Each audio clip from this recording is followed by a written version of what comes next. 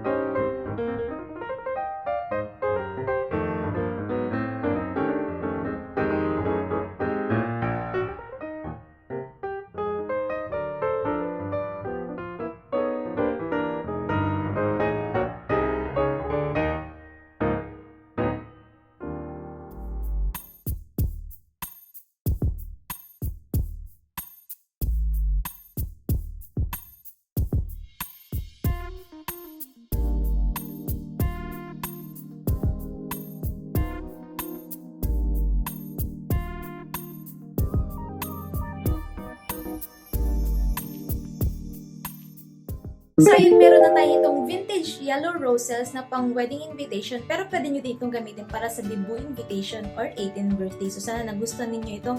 And kung may mga request and suggestion pa kayo, mag-comment lang kayo dyan sa baba at gagawa natin yan ng video.